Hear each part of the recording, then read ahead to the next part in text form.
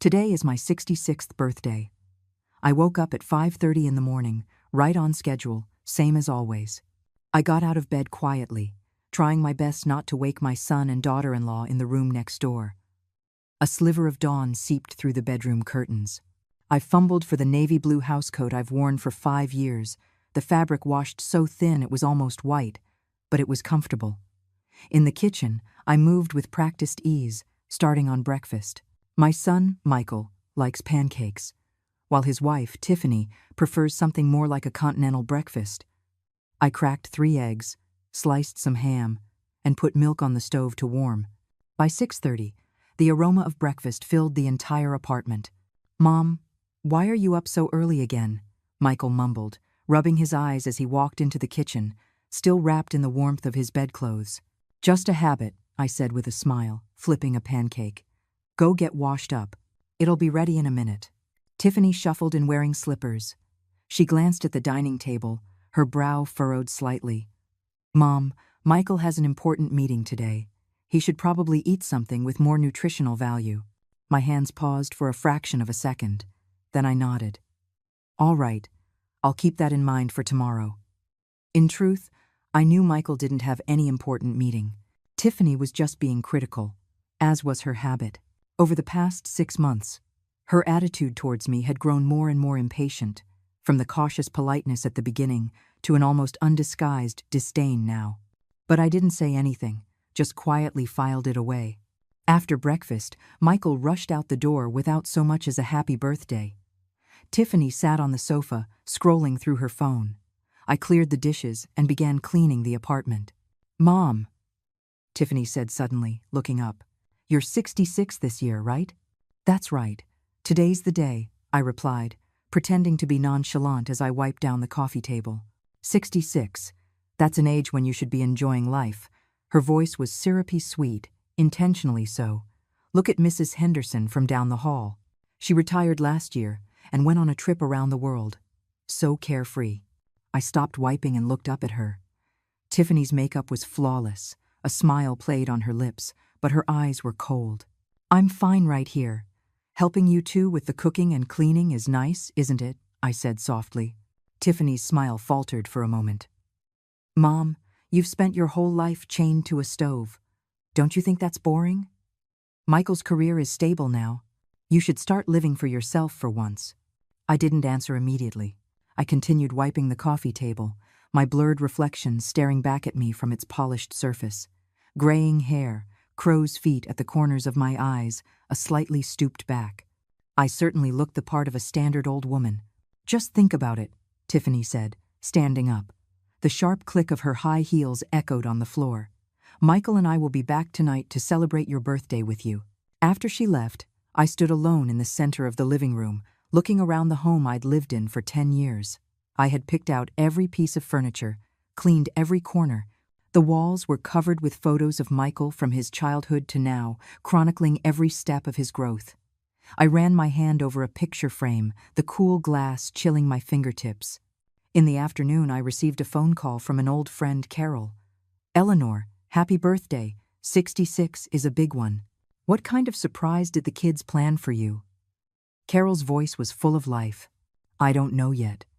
They said they'd be back tonight to celebrate," I answered, trying my best to sound cheerful.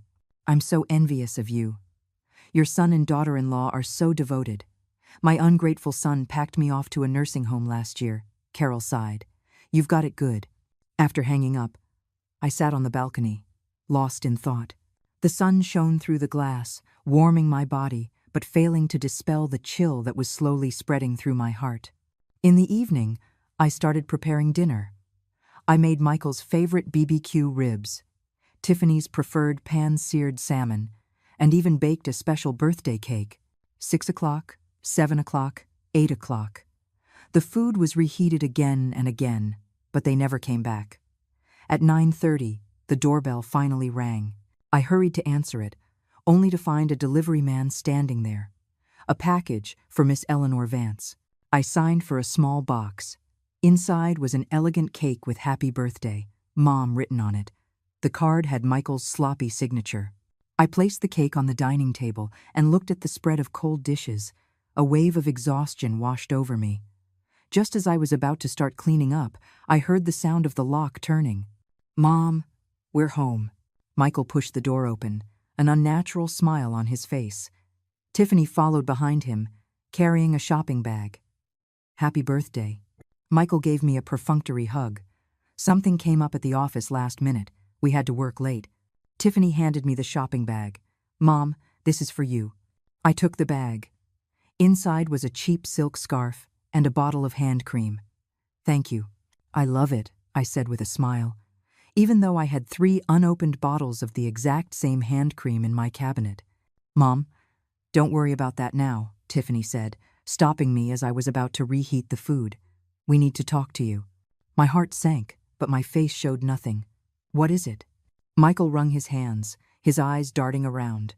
"Mom, look, you're getting older. It's too much for you to be doing all this housework every day." Tiffany and I were talking. "Mom, you should go see the world," Tiffany cut in, her smile sweet. "Being cooped up in this house all the time is no way to live." I stood frozen, feeling the blood turn to ice in my veins. Her words were like a knife, gently slicing through the surface-level harmony we had maintained for years. "What are you trying to say?" I asked softly. "We signed you up for a senior travel group," Michael said quickly. "A 7-day Caribbean cruise. It leaves tomorrow. We've already packed your bags." Only then did I notice a familiar suitcase standing by the door. It was part of my wedding set, one I'd used for over 40 years and couldn't bear to replace. "It's so sudden," I heard my own voice, surprisingly calm. "It's a rare opportunity, isn't it?" Tiffany came over and linked her arm through mine affectionately. "You've worked hard your whole life. It's time to enjoy yourself." I looked at her perfectly manicured nails resting on my rough hand. The stark contrast stung my eyes. "All right," I nodded. "I'll go pack a few personal things." "No need, Mom," Michael said hastily. "We've got everything ready for you.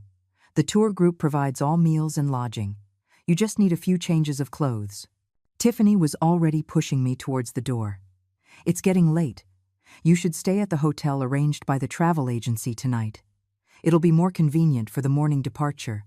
Just like that, I was half pushed, half escorted out of my home. Standing in the elevator, I looked at my son's shifting gaze and my daughter-in-law's phony smile, and suddenly, I understood everything. The moment the elevator doors closed, I heard Tiffany's voice, thick with relief.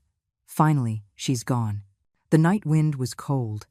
I stood at the entrance of the apartment complex, dragging that old suitcase. The streetlight stretched my shadow long and made it look exceptionally lonely. I opened the suitcase to check. Inside were just a few old clothes, some toiletries, and a bottle of blood pressure medication. My wallet, ID, and phone were on my person. That, I supposed, was their only act of consideration. But they had forgotten one thing, or rather, they never knew. I hailed a taxi. "The Ritz-Carlton, please," I told the driver. The driver glanced at me in the rearview mirror, probably wondering if this plainly dressed old woman knew what kind of place that was. "Are you sure?" he asked. "I'm very sure," I replied, my voice holding a resolve he couldn't understand. Outside the window, the city's neon lights blurred past. I touched the card in my inside pocket, and a cold smile formed on my lips. "Michael, Tiffany, you think you've gotten rid of a useless old woman. You have no idea you just personally pushed away the true owner of this apartment and the source of funds for your comfortable life." The golden lobby of the Ritz-Carlton was brilliantly lit. The receptionist was visibly taken aback when I walked in, dragging my old suitcase. "Good evening. How may I help you?" Her smile was professionally polite, but her eyes lingered for a second on my washed-out collar. "I'd like a suite." "For a long-term stay," I said. "Our executive suites start at—" I cut her off by sliding a black card across the counter. "I'll start with 1 month." The receptionist's expression instantly shifted to one of reverence. "Of course, Miss Vance. You are one of our most valued clients. I'll arrange it for you immediately." 10 minutes later, I was sitting in a suite on the 68th floor. The entire city skyline spread out before me beyond the floor-to-ceiling windows. I dialed a number I hadn't called in years. "Arthur, it's me, Eleanor Vance." My voice was no longer the disguise of a timid old woman. It's time to launch the sunset plan. After hanging up, I took an old-fashioned key from a hidden pocket in my suitcase, gently tracing the pattern on its surface. This key opened a safe deposit box at the bank, which held all the documents I had quietly accumulated over the years. Tomorrow, when Michael and Tiffany think I've finally been swept out of their lives, they will receive a series of unexpected messages. Their car loan and mortgage will suddenly need to be repaid by them. Their credit cards will be deactivated, and the deed to the condo they live in will show, in bold letters, my name. I raised the glass of champagne the hotel had sent up, toasting the night view outside my window. Happy birthday, Eleanor Vance. A new life begins. The morning sun streamed through the floor to ceiling windows of the suite, waking me in the soft, massive bed. For a moment, I was disoriented. For 66 years, I had been accustomed to the firm mattress at home. Suddenly sleeping in such a luxurious room, my body felt a little out of sorts. I reached for the nightstand, and my hand touched the cool surface of my phone. The screen lit up, showing 5 missed calls, all from Michael. I swiped the notification away, with no intention of calling back. Let him wait. Just like I had waited countless times for him to come home for dinner. The suite's bathroom was larger than the master bedroom in my son's apartment. I stood under the shower, letting the warm water wash over me. The mirror quickly fogged up, but I could still see my sagging skin and the marks left by time. For all these years, I had deliberately maintained the image of an ordinary old woman, wearing outdated clothes, using old things, and even intentionally stooping a little more. After drying off, I opened the closet. Inside hung a brand new Chanel suit, which I had the hotel concierge arrange for me last night. The dark blue tweed fabric was exquisitely tailored. Putting it on, I immediately stood taller. I then took a velvet jewelry box from the hidden compartment of my suitcase. Inside were a pair of pearl earrings and a diamond necklace. They were a gift I bought for myself on my 40th birthday, locked away in a safe deposit box all these years, never worn. Fully dressed, I looked at myself in the mirror and almost didn't recognize the woman staring back. The meek, hard-working old woman was gone, replaced by an elegant and confident woman. I took a deep breath, picked up the room phone, and dialed the front desk. Please contact Arthur Coleman for me. Tell him Miss Vance is waiting for him in the executive lounge. The executive lounge was quiet and elegant, with only a few other guests. I chose a seat by the window and ordered a cup of English breakfast tea. Outside, the city was already awake, the traffic flowing like a river. From this height, everything seemed so small, including the apartment complex I had lived in for the past 10 years. Miss Vance, it's been a long time. I looked up to see Arthur Coleman standing by my table. He was much older than I remembered, his temples gray, but his eyes were as sharp as ever. Arthur had been my legal counsel when I started my business, witnessing my journey from nothing to a fortune. Sit.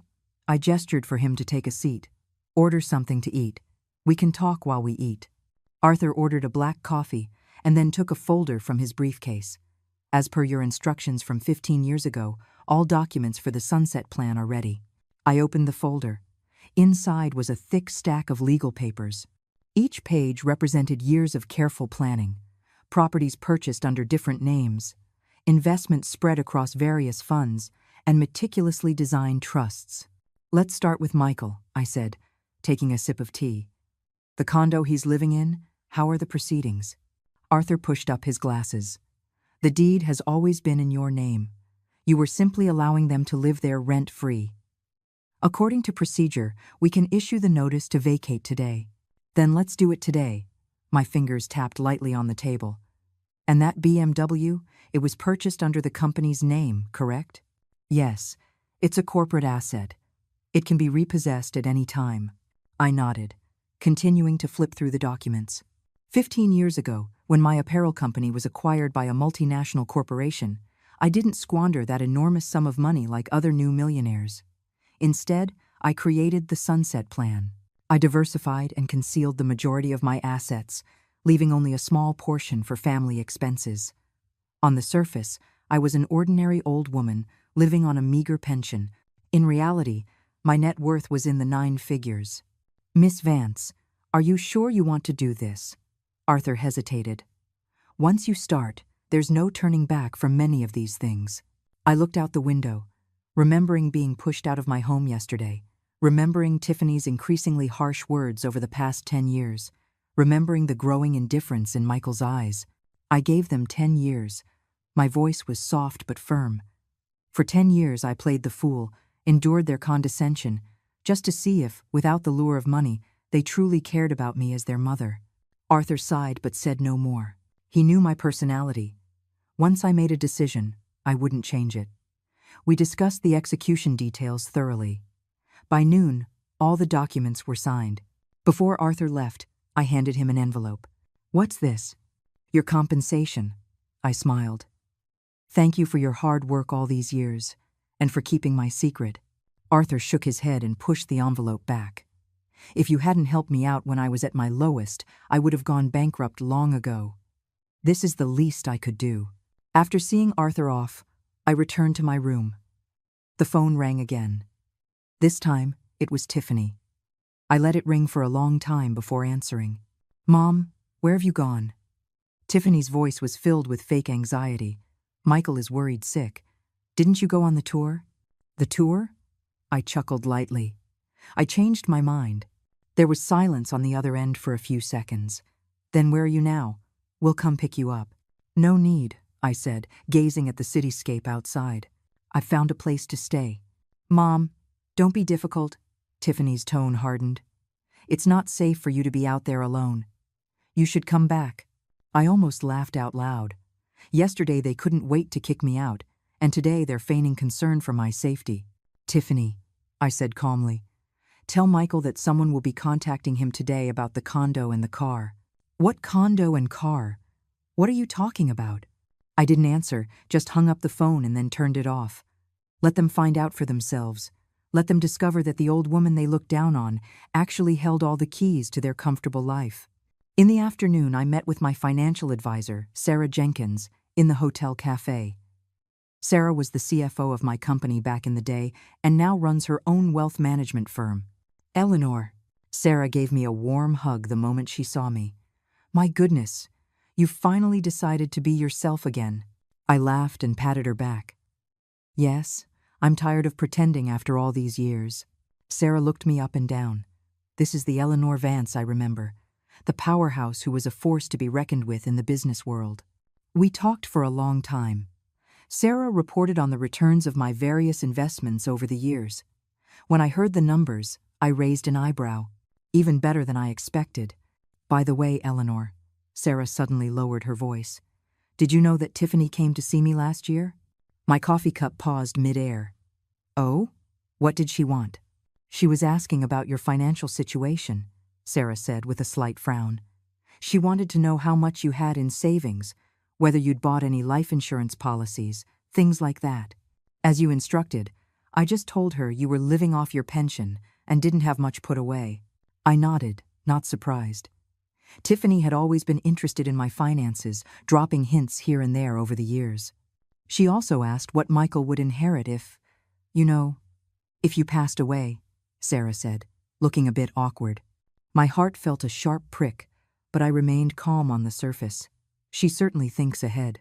"Eleanor, are you really going to take back their house and car?" Sarah asked hesitantly. "Michael is your son, after all." "It's precisely because he is my son," I interrupted her, "that I need to teach him that nothing in this world should be taken for granted." In the evening, I received a call from Arthur. "Miss Vance, the notices have been delivered." Mr. Vance's reaction was intense. I could imagine the scene. Michael had never faced any real setbacks in his life. He got whatever he wanted. After he graduated from college, I bought him a condo, bought him a car, and even secretly pulled strings to help him at work. He always thought he was exceptionally capable, never knowing I was paving the way for him behind the scenes. "He threatened to sue," Arthur continued, "but he went silent after I presented him with all the legal documents." "And Tiffany?" I asked. Arthur let out a small sigh. "She said you were getting revenge, that you'd lost your mind." I chuckled softly. "Tell them they have 3 days to vacate my property. They can leave the car keys with the building's concierge." After hanging up, I stood by the floor-to-ceiling window, watching the sunset. The evening glow painted half the sky red, a breathtakingly beautiful sight. The Sunset Plan. The name was quite fitting. Life is like the sun. I have entered my later years, but who's to say the sunset can't be spectacular? The phone rang again. It was an unfamiliar number. I answered it and heard Michael's furious voice. "Mom, what the hell are you doing? Why are you taking the condo and the car? Do you have any idea how humiliating this is for me and Tiffany?" I listened calmly as he vented. When he finally paused, I spoke. "Michael, how old are you this year?" "What?" I asked. "How old are you?" 36. "Mom, why are you asking that?" 36 years old, I repeated softly. A grown man, able-bodied, with a college education, yet he relies on his mother's handouts to get by. Do you think that's normal? There was silence on the other end. "I gave you 10 years, I continued. For 10 years, I watched you take me for granted more and more. I watched Tiffany's attitude towards me get worse and worse. Yesterday was my birthday, and you couldn't even be bothered to have a single meal with me, yet you were in such a hurry to kick me out of the house." "Mom, that was Tiffany, she. Don't shift the blame." I raised my voice suddenly. "You are my son. A grown man who can't even protect his own mother from being mistreated." Michael was silent for a long time. When he spoke again, his voice was choked with emotion. "Mom, I'm sorry. We were wrong. Can you please come home?" I closed my eyes, feeling a wave of fatigue. "Be out in 3 days. When you've truly figured out what you did wrong, then you can come find me." After hanging up, I sat on the sofa, feeling a profound emptiness. This wasn't the ending I wanted, but I had no other choice. Spoiling a child with love only ruins them. It was a lesson I should have learned long ago. It was late, but I felt no desire to sleep. I opened my laptop and logged into an email account I hadn't used in years. It was filled with messages from business partners and investment reports. I began to reply to them one by one, letting them know Eleanor Vance was back. Tomorrow, I would reappear in public with a completely new image. And for the first time, Michael and Tiffany would meet the real me. Not the hard-working, compliant old woman, but the iron lady who was once a force to be reckoned with in the business world. At 7 o'clock in the morning, I sat at the vanity in my hotel suite, carefully applying my makeup. The foundation concealed the traces of age. The eyeliner made my gaze sharper, and I chose a sophisticated, deep red lipstick. The woman in the mirror was elegant and commanding, a world away from the old woman who had been kicked out of her home just 2 days before. My phone screen lit up with a message from Sarah. "The press release is ready as you requested. It will be sent out at 10 o'clock sharp. The television interview is scheduled for 3 o'clock in the afternoon." I replied with a simple, "Good," then dialed the hotel's front desk. "Please arrange for a car for me. I'll need it at 9 o'clock. "Certainly, Miss Vance. What model would you prefer?" "A Rolls-Royce Phantom," I said, a name I hadn't uttered in 15 years. After hanging up, I opened the closet. A dozen high-end outfits, prepared by the concierge last night, hung in a neat row. I selected a charcoal gray Armani suit with a white silk blouse. Finally, I took a Patek Philippe watch from the safe, another gift to myself for my 40th birthday, its value comparable to a small house. At 8:50, I went down to the lobby. The front desk staff did a double take when they saw me, then quickly composed their faces into expressions of utmost respect. "Miss Vance, your car is ready." The Rolls-Royce Phantom was parked at the hotel entrance, its black body gleaming in the sunlight. The driver, a young man, stared wide-eyed when he saw me. "To the Pinnacle Towers," I said coolly as I settled into the back seat. The Pinnacle Towers was the most exclusive residential complex in the city. I had bought a top-floor penthouse there 10 years ago but had never lived in it. The property had been managed and maintained by the building staff, regularly cleaned and cared for. The car moved smoothly through the streets. I gazed at the familiar scenery outside the window, my thoughts drifting back in time. 30 years ago, I was just a small-time vendor selling clothes at a street market. With a keen eye for fashion and an unyielding spirit, I built my own apparel brand, Vance Apparel, step by step. At its peak, we had over 100 stores nationwide. Later, the company was acquired, and I ostensibly retired. In reality, I shifted my focus to the world of investment, accumulating an astonishing fortune. "We're here, Miss Vance." The driver's voice pulled me back to the present. The security guard at the Pinnacle Towers saw the Rolls-Royce and immediately raised the gate. The car pulled up in front of a European-style building where the property manager was already waiting.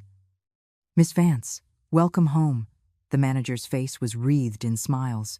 "Your residence has been maintained exactly as you requested. It's ready for you to move in at any time." I nodded and followed her into the elevator. The penthouse was over 4,000 square feet, decorated with the utmost luxury. Floor-to-ceiling windows offered a panoramic view of the city. Sunlight streamed in, reflecting off the imported marble floors with a dazzling brilliance. "Very good," I said, looking around. "I'll be moving in today. Please arrange to have my luggage brought over from the Ritz-Carlton." Right away, the manager nodded eagerly. "Is there anything else you need?" "Not at the moment." I walked to the window, looking down at the city. "Oh, one more thing. Set up a home theater. I want to watch the news tonight." After the manager left, I wandered through the penthouse alone. The master bedroom's walk-in closet was larger than the living room in my son's old condo. The bathroom was equipped with a jacuzzi and a sauna. The kitchen was filled with a full suite of top-of-the-line German appliances, almost all brand new. The bookshelves in the study were lined with the books I had collected over the years, completely free of dust. I sat down in the leather chair in the study and dialed Arthur's number. "Have Michael and his wife moved out?" "Not yet." Arthur's voice held a note of frustration. "They are demanding to see you. They want to talk in person. Tell them to come to the Pinnacle Towers, Building 8, penthouse, at 7 o'clock tonight," I said coldly. "This is their last chance." After hanging up, I called Sarah. "Has the press release gone out?" "Just sent." Sarah's voice was electric with excitement. "The media is in a frenzy.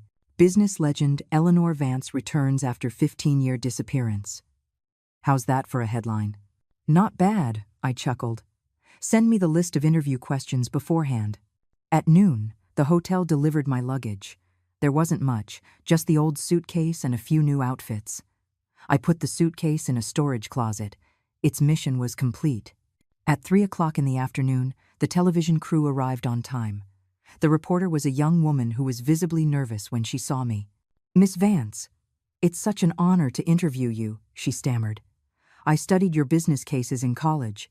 The interview went smoothly. I spoke about my secluded life over the past few years, my views on the current economy, and of course, the new project I was about to launch. A high-end clothing brand for middle-aged and older women. "Why choose to make a comeback now?" the reporter asked the crucial question. I looked into the camera and smiled slightly. "Because I've come to realize something.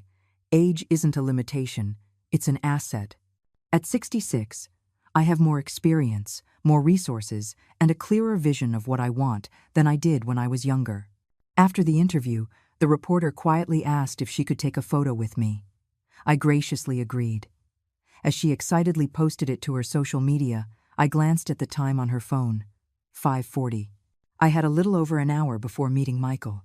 I had the concierge arrange a simple dinner, then sat in the living room to wait. Outside the window, the sun was setting, casting a golden glow over the entire city. I sipped my black tea, feeling remarkably calm. At 6:50, the doorbell rang. On the security monitor, I saw Michael and Tiffany standing at the door. They were both dressed formally, but their expressions were tense. Tiffany, in particular, was constantly adjusting her hair and collar. "Come in." I pressed the button, my voice echoing through the intercom. The elevator doors opened, and they walked in cautiously. When they saw me sitting on the sofa, they both froze. "Mom." Michael's voice was filled with uncertainty. I put down my teacup. "Sit." Tiffany's eyes darted around the luxurious living room, finally landing on the Patek Philippe on my wrist. Her expression shifted from shock to confusion, and finally to a dawning, regretful comprehension. "Mom, this is your place?" Michael asked mechanically. "I own 7 properties," I said calmly. "This is one of them." Tiffany's face instantly went pale. "Tea?" I gestured to the tea set on the table. "This is authentic Da Hong Pao. Costs thousands of dollars a pound." Michael's hands began to tremble. "Mom, we didn't know." "We really didn't know. Didn't know I had money," I cut him off. and that's why you dared to treat me the way you did. If I were some poor old woman, I should just be kicked out of the house to fend for myself? No, that's not it, Tiffany suddenly spoke, her voice sharp. Mom, it was all a misunderstanding. We just wanted to give you a surprise, that cruise. Enough. I slammed my hand on the table. They both flinched. Tiffany, I know you went to see Sarah last year to ask about my assets. I know you secretly went through my drawers last month, looking for my bank books. I know everything. Tiffany's face flushed crimson. Her lips trembled, but no words came out. Michael, I turned to my son. From the day you were born, whatever you wanted, I gave you. You couldn't find a job after college, so I pulled strings behind the scenes. You couldn't afford a house for your wedding, so I gave you a condo. Tiffany complained the car wasn't good enough, so I bought you a BMW. And what did I get in return? Michael's eyes reddened. Mum, I'm sorry. When you kicked me out of the house yesterday, did you ever stop to think where an old woman like me would go? Did you wonder if I would end up homeless on the street? My voice trembled for a moment, but quickly regained its composure. But I should thank you. It was you who made me decide to stop pretending. I turned on the television and switched to the local news channel. My interview from the afternoon was playing, my close-up filling the entire screen. Legendary entrepreneur Eleanor Vance announces her return after a 15-year retirement. Michael and Tiffany stared dumbfounded at the screen, then back at me, as if they were seeing me for the first time. Now, let's talk business, I said, turning off the TV. The condo you live in is mine. You have 3 days to move out. I have already repossessed the car, and your credit cards have been canceled. Mom, you can't do this, Tiffany shrieked. We're your family. Family? I scoffed. Does family kick their mother out on her birthday? Suddenly, Michael dropped to his knees. Mom, I know I was wrong. Please give me another chance. Seeing my son kneeling on the floor, my heart ached. But I knew that being soft now would only harm him in the long run. Get up, I said sternly. A man should have some dignity. Don't make me lose even more respect for you. Michael slowly got to his feet, tears streaming down his face. It was the first time I had ever seen him cry. I will rent a small apartment for you and prepay a year's rent. I took a key from a drawer. This is for a 1-bedroom at the Oakwood Apartments. It's even nicer than the place you lived in when you first got married. Tiffany started to say something, but Michael stopped her. Thank you, Mom, he said in a low voice. We'll move out tomorrow. One more thing, I added. I've set up a trust fund. If you can hold down a steady job at a legitimate company for 3 full years, without using my connections, without job hopping, and prove your own capabilities, the $5 million in that fund is yours. Michael's head snapped up, a glimmer of hope in his eyes. Remember, I stressed, on your own merit. I will have people monitoring your progress. After they left, I stood by the floor-to-ceiling window, watching the city lights flicker on one by one. My phone rang. It was the property manager. Miss Vance, the Residents Association would like to invite you to a welcome dinner tomorrow. I'll be there, I replied and hung up. I opened my messaging app and found I had been added to several resident group chats. They were all buzzing with discussions about my legendary story. Someone had even posted the video of my afternoon interview. I turned off my phone and poured myself a glass of red wine. Tomorrow, the whole city would know that Eleanor Vance was back, and my son and daughter-in-law would, for the first time, truly get to know their mother and mother-in-law. A cool breeze blew the curtains, bringing a slight chill. I took a sip of wine, a small smile playing on my lips. At 66, a new chapter of my life was just beginning. Sunlight filtered through the sheer curtains, waking me in the bedroom. I opened my eyes, taking a few seconds to adjust to the new surroundings. The penthouse at the Pinnacle Towers. This was my first morning here. The phone on the nightstand had accumulated over 20 unread messages. I glanced through them briefly. Most were congratulations from business partners and interview requests from the media. Sarah had sent a message at 3 in the morning. Eleanor, you're trending. I opened Twitter and saw the topic business legend Eleanor Vance returns was number 6 on the trending list. Clicking on it, I found reports and commentary from various media outlets on my interview from yesterday. Some praised me for being as sharp as ever, Others analyzed my business strategies, and some even gossiped about my mysterious 15-year disappearance. The most eye-catching was a post from a local blogger. Shocking reversal. Eleanor Vance, kicked out by son and daughter-in-law, makes a glamorous comeback as a secret billionaire.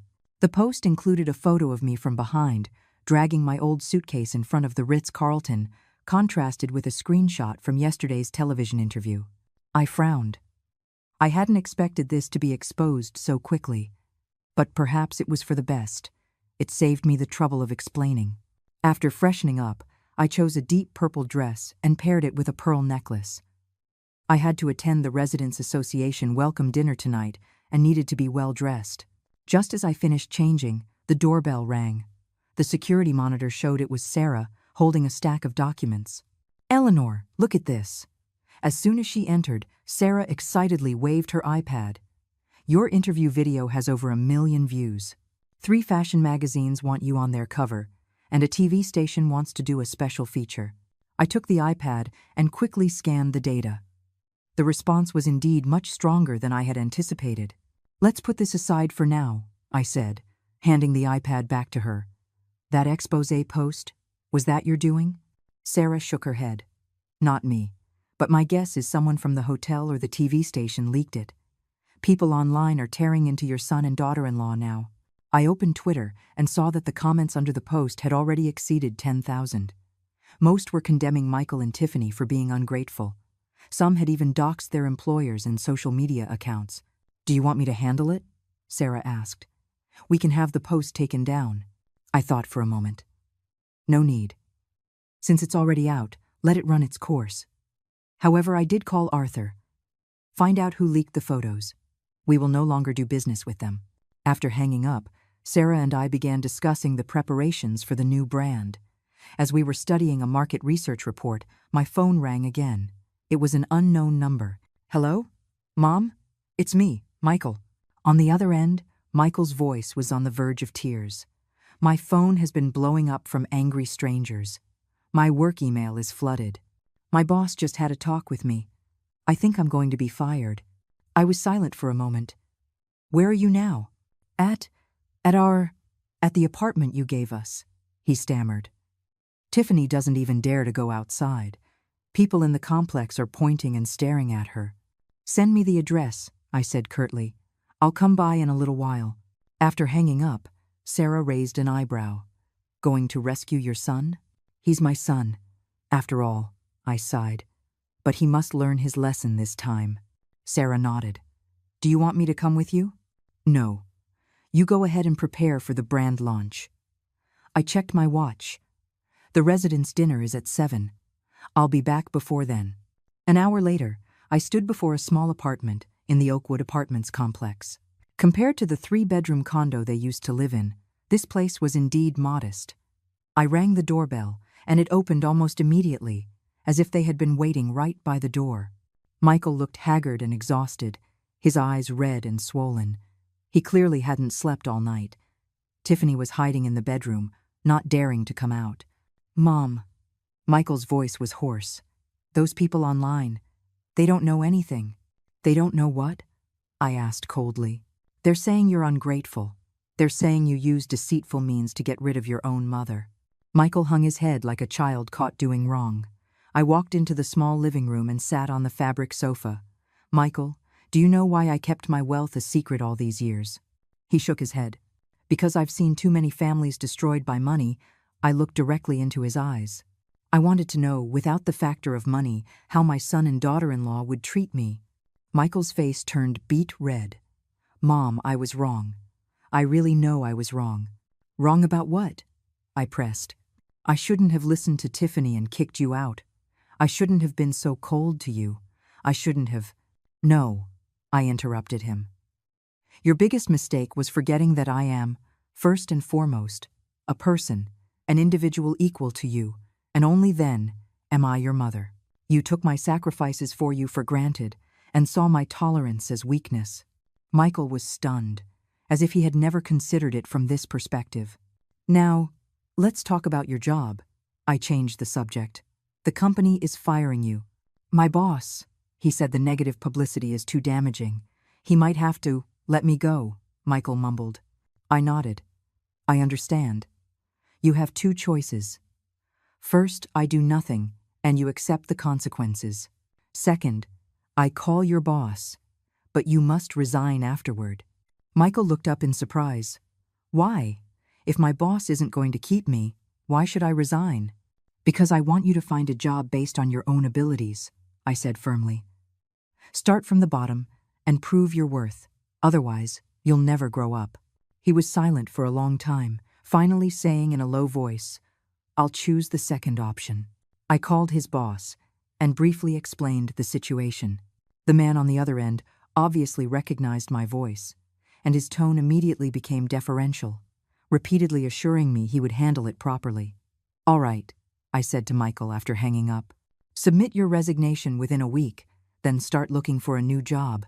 Remember, you are not to use my name or my connections. Michael nodded silently. Just then, the bedroom door creaked open and Tiffany peeked out timidly. Mom, her voice was as thin as a mosquito's buzz. Can I talk to you? I glanced at my watch. You have 5 minutes. Tiffany came out and stood before me. She wore no makeup, and the dark circles under her eyes were prominent, completely devoid of her usual polished look. Mom, I know I was wrong. She twisted her fingers. I shouldn't have treated you like that. You were wrong to be too impatient, I said calmly. You were always asking about my assets, going through my things, for no other reason than to find out how much you would inherit after I died. But you couldn't wait, could you? Tiffany's face went deathly pale, her lips trembling, unable to speak. I am 66 years old, I continued. I'm in good health, with no major illnesses. With modern medicine, living another 20 or 30 years is not out of the question. You couldn't wait that long, so you tried every way to get rid of me, thinking you could get the money sooner. No, that's not it. Tiffany denied weakly, but her eyes darted away. It's all right, I stood up. Time will prove everything. Michael is my son, and I will eventually leave him something. As for you, I gave her a meaningful look that will depend on your behavior. Leaving the apartment, I felt a wave of exhaustion in the car. The phone rang again. It was the property manager confirming the evening's dinner arrangements. After a brief reply, I told the driver to take me to a salon downtown. For tonight's appearance, I had to look my best. The service at the salon was impeccable. 3 hours of full treatments made me look at least 5 years younger. While getting my hair done, I scrolled through my phone and noticed a new development in the public opinion. Someone had dug up Tiffany's social media accounts, which were filled with photos of her flaunting her wealth and complaining about my old-fashioned and tacky ways. Worse, someone found a video from Michael's company's annual party. On stage, he was thanking his mother for raising him, but offstage, he was caught on a hot mic telling a colleague the old woman is driving me crazy. The comments under these new revelations were filled with fury. Ungrateful leech, biting the hand that feeds you, they deserve to be kicked out. I sighed and turned off my phone. Although these things were true, the taste of being publicly shamed was not pleasant. Back at the Pinnacle Towers, the property manager personally greeted me at the entrance. The welcome dinner was held in the clubhouse banquet hall. When I arrived, dozens of residents were already waiting. The moment I entered, the noisy hall fell silent, then erupted in warm applause. Miss Vance, welcome to the Pinnacle Towers family. The head of the Residents Association, a retired professor in his 60s, warmly shook my hand. You are the pride of our community. For the next 2 hours, I was constantly introduced to various neighbors, accepting their compliments and praises. Some praised my business achievements, others admired my parenting philosophy, though I considered my education of my son a failure, and some young women even asked for my secrets to success. Halfway through the dinner, the host invited me on stage to speak. I briefly thanked everyone for the welcome, offered a few suggestions for community improvement, and then changed the subject. Recently, some of my family matters have been exposed and have attracted a lot of attention. As a mother, I am heartbroken. As a public figure, I also have a responsibility to say a few words. The hall was silent. Everyone was all ears. Family education is the most important lesson in life, and I have clearly not done a good job. My voice was calm and steady. but I do not regret withdrawing my financial support from my son. A man in his 30s should learn to be independent, to be grateful, and to respect others whether they are a billionaire or a beggar." Thunderous applause followed. I saw many people nodding in agreement, and a few women quietly wiped away tears. After the dinner, just as I got home, I received a call from Michael. "Mom, I saw your speech." His voice was choked with emotion. I don't know what to say." "Then think about it carefully," I said softly. "Think about what you truly want and what kind of person you want to become." Hanging up the phone, I stood by the window, looking at the countless lights of the city. Today's media storm was just the beginning. Tomorrow, more challenges awaited me. The preparations for the new brand, the pursuit of the media, invitations from business partners, and mending the relationship with my son. At 66, my life was rebooting. This time, I would live for myself. At 5 o'clock in the morning, I woke up naturally as usual. The bedroom at the Pinnacle Towers was even quieter than the hotel, with only the faint hum of the central air conditioning. I drew back the curtains. The eastern sky was just beginning to turn a pale white, and the entire city was still asleep. I changed into my workout clothes and took the elevator downstairs.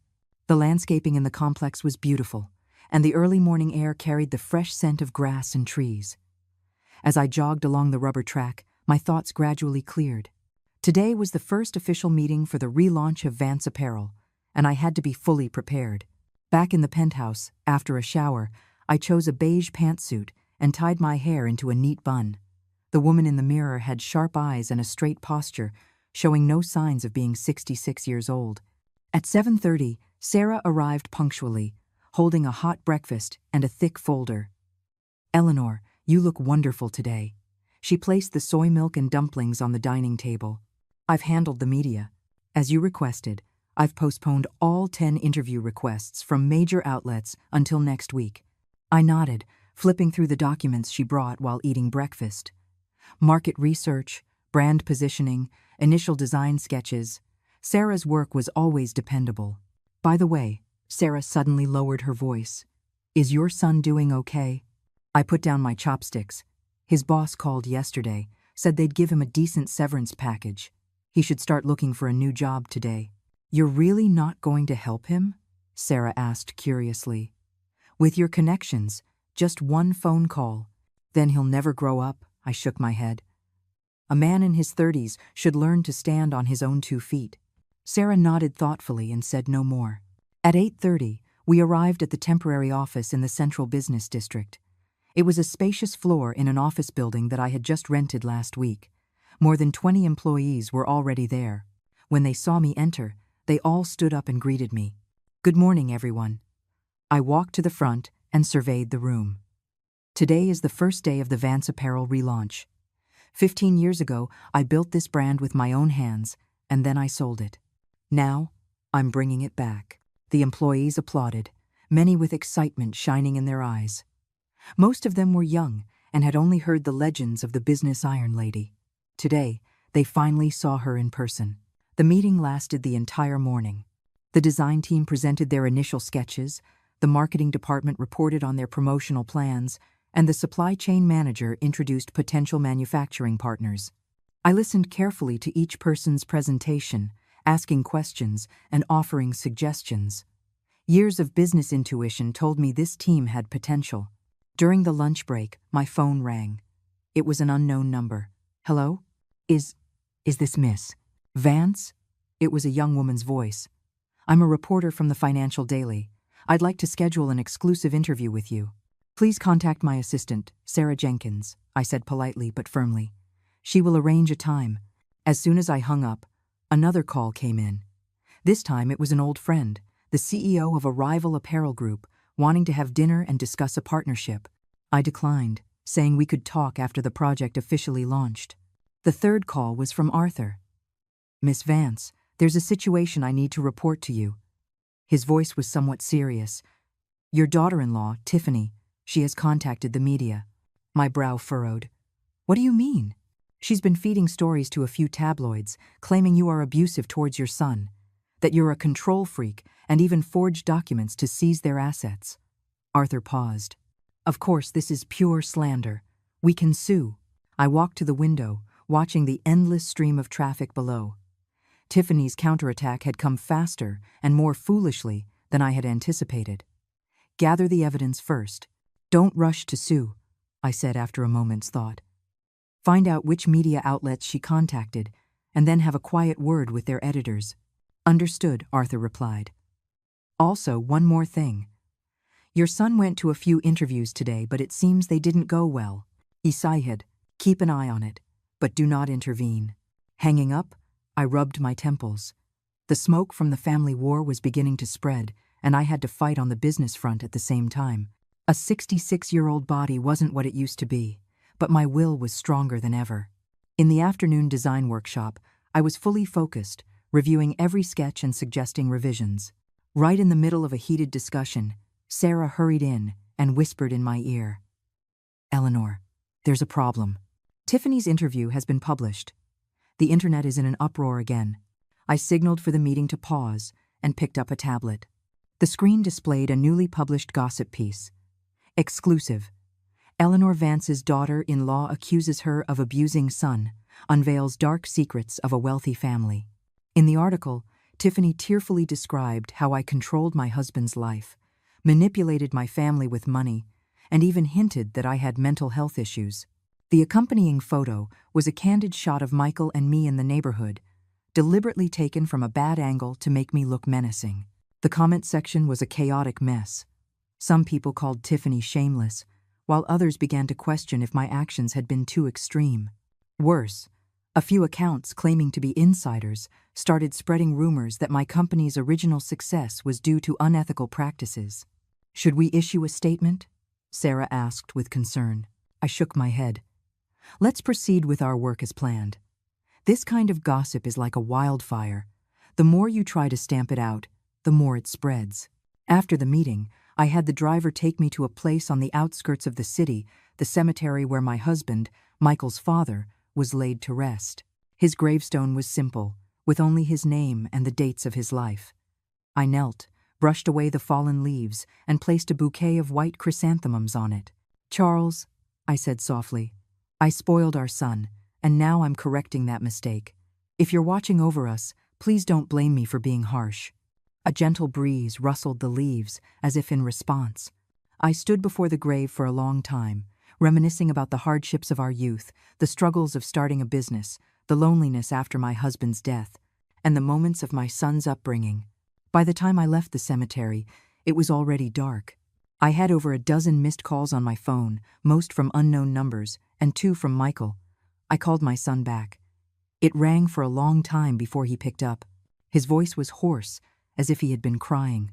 I saw Tiffany's interview, I said directly.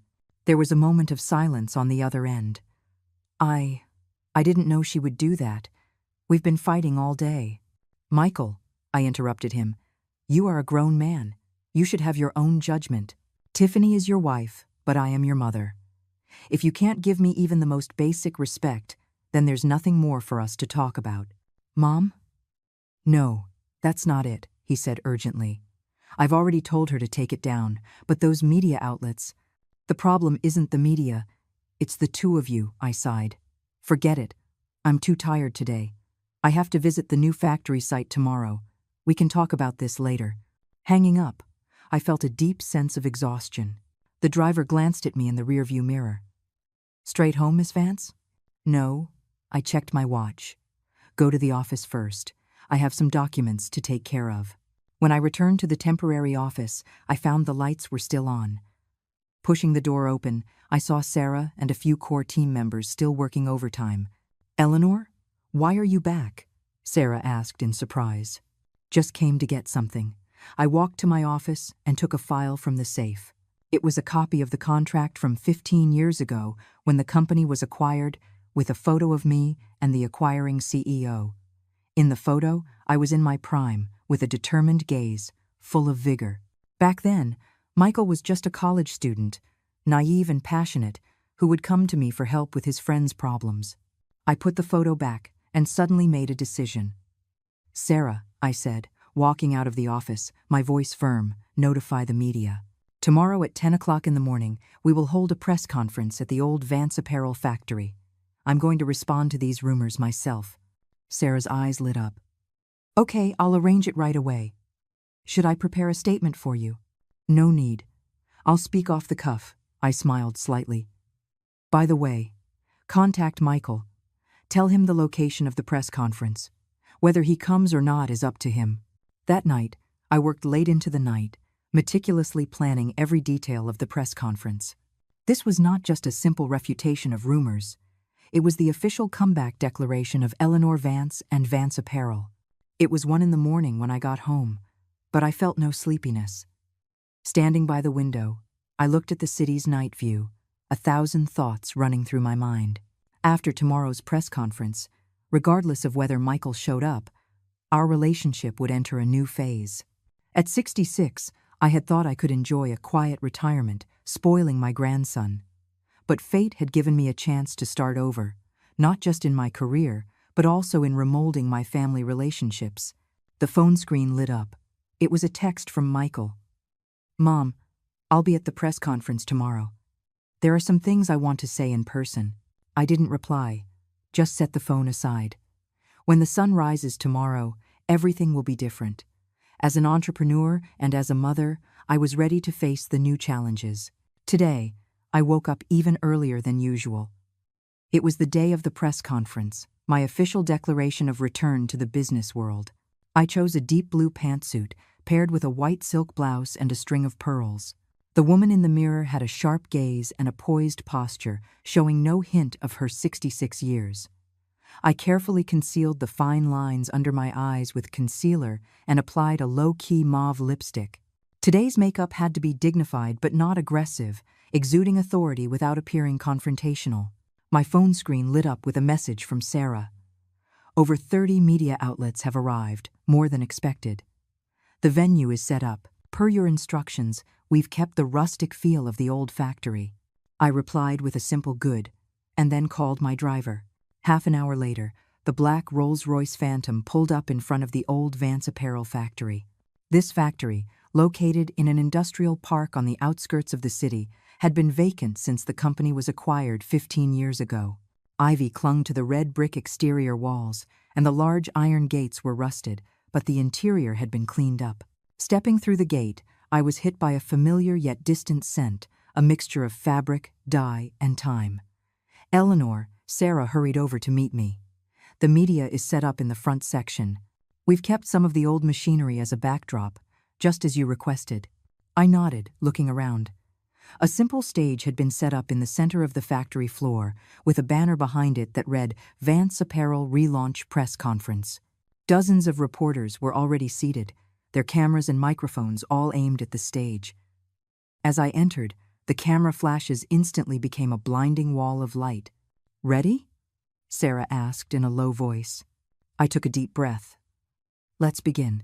Sarah walked to the podium and announced the start of the conference, briefly introducing the history of Vance Apparel and its relaunch plans. Then, her tone shifted. Recently, some personal matters concerning Mrs. Worings. Vance have been widely reported in the media, much of which is untrue. Today, Miss Vance will personally address your questions. I walked onto the stage. The flashes erupted again. I waited a few seconds for the room to quiet down before I spoke. Good morning, friends from the media. Thank you for taking the time out of your busy schedules to be here today. My voice was steady and powerful. First, I want to formally announce that Vance Apparel, the brand that holds half a lifetime of my work, will be returning to the market in 3 months. For the next 20 minutes, I detailed the new brand's positioning, target audience, and initial product lines. The reporters scribbled furiously in their notebooks, occasionally raising their hands to ask questions. The atmosphere was professional and orderly. Now, my tone shifted again. I would like to respond to some of the recent media reports about my personal and family life. The room immediately fell silent. Everyone was listening intently. First, regarding the relationship with my son, I looked directly into the camera lenses. As a mother, I love my son. As an entrepreneur, I have high expectations for his career. And as an ordinary person, I expect basic respect. I took several photos from my folder and passed them to the reporters in the front row to circulate.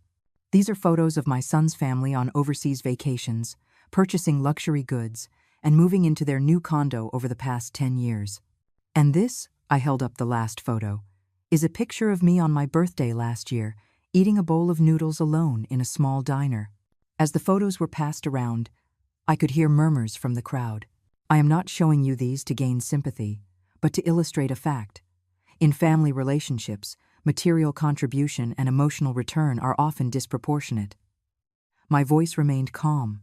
When my son and daughter-in-law decided to kick me out of my home, they were unaware that the condo they lived in, the car they drove, and even a portion of their daily expenses were all funded by the old woman they thought was living on a meager pension. A wave of shock rippled through the room. A reporter raised his hand. "Miss Vance, are you saying you've been secretly supporting your son's family all this time? Why did you choose to hide your true financial situation?"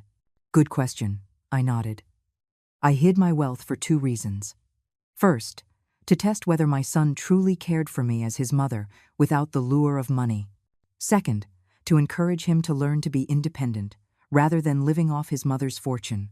So, what is your response to the accusations your daughter-in-law, Tiffany, recently made to the media?" another reporter asked. I smiled faintly and took a USB drive from my purse, handing it to Sarah. "Please play the contents of this drive." The projector screen lit up, showing a security video.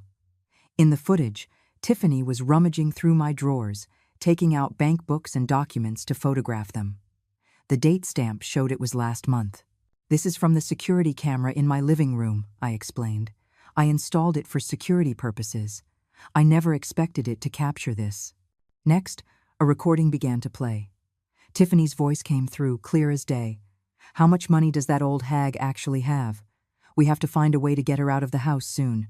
Michael is such a spineless coward, he can't even handle this one little thing." When the recording ended, the room was dead silent. I said calmly, "This recording came from a purse I gave to my daughter-in-law 3 months ago. I had accidentally left a small recording pen inside. My intention was to understand her true feelings. I never expected." I didn't finish the sentence, letting the silence speak for itself. "Miss Vance," a female reporter raised her hand. "Don't you think it's a bit extreme to monitor your family like that?" "Perhaps," I admitted openly.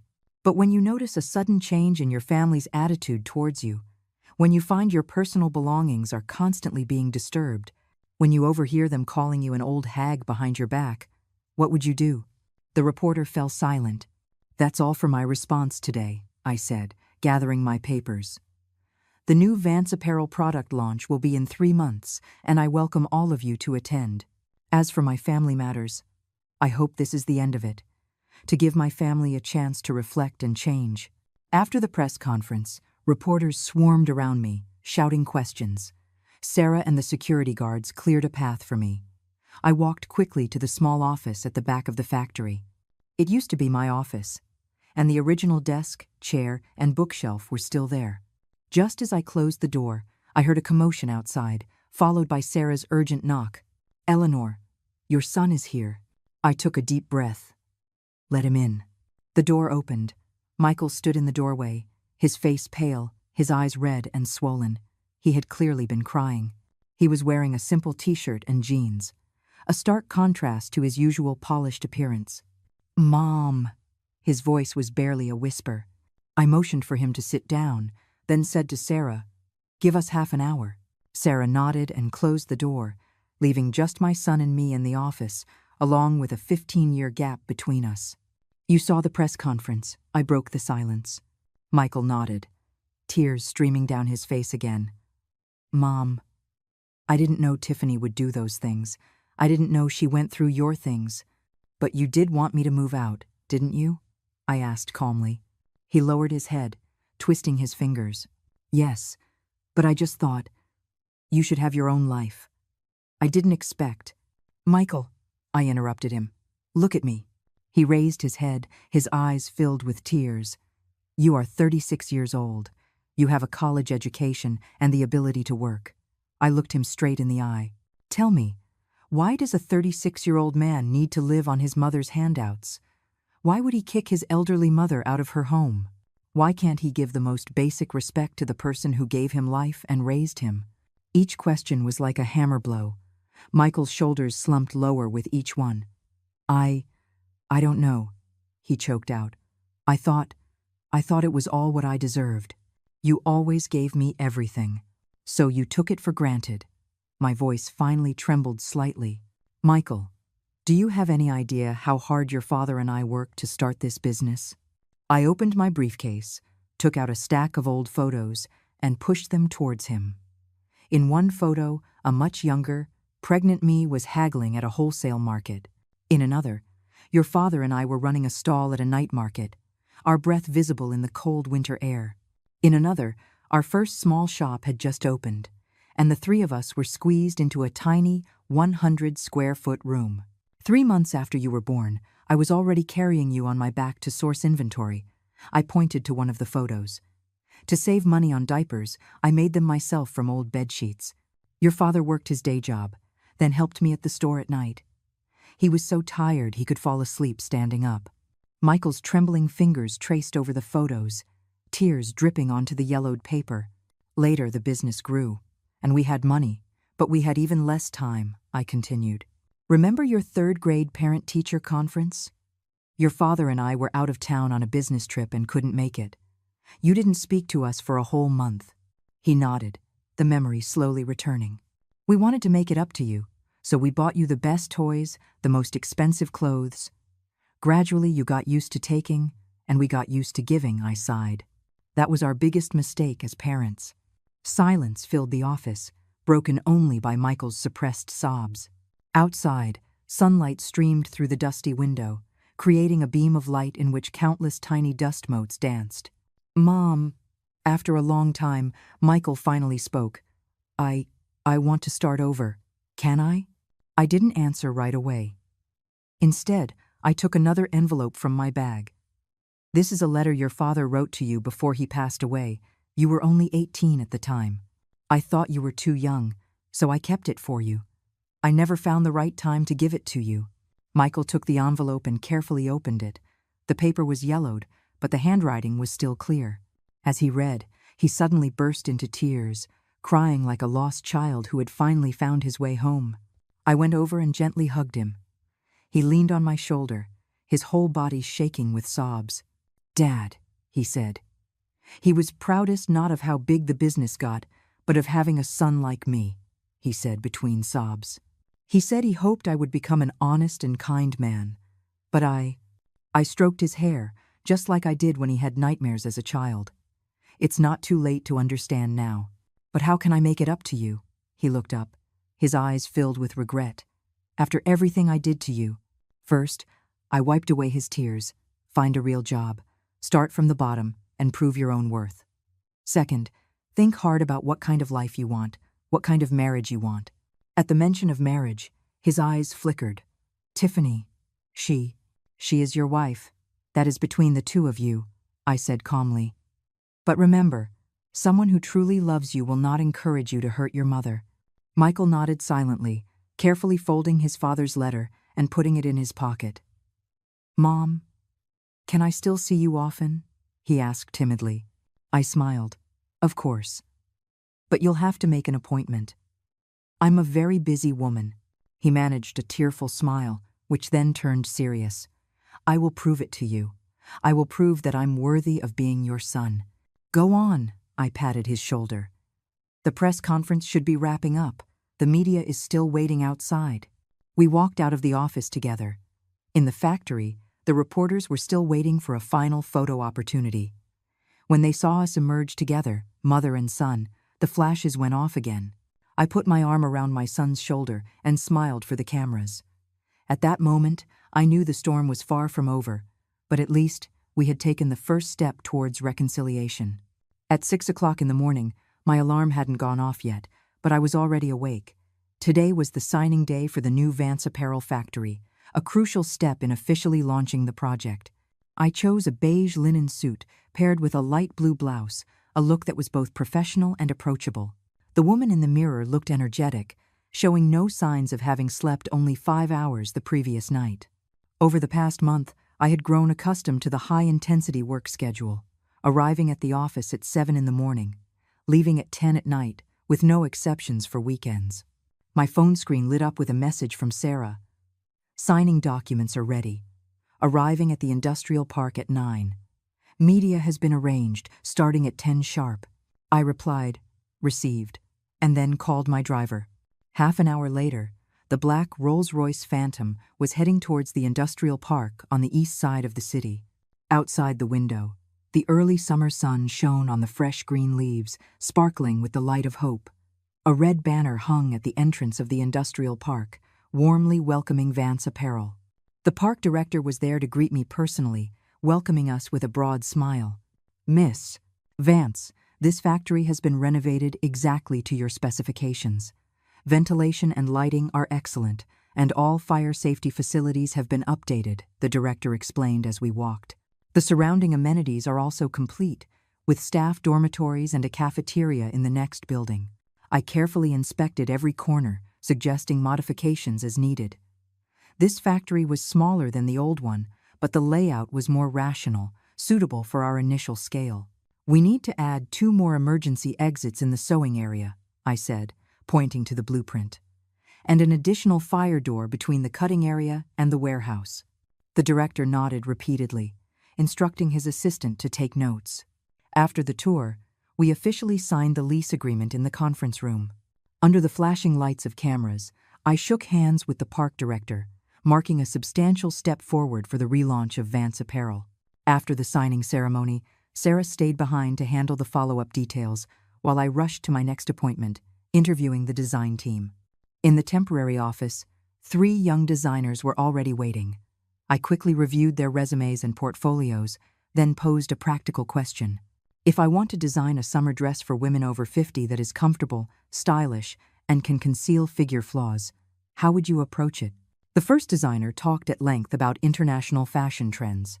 The second showcased complex design sketches. But the third, a petite young woman named Chloe, asked me a question in return.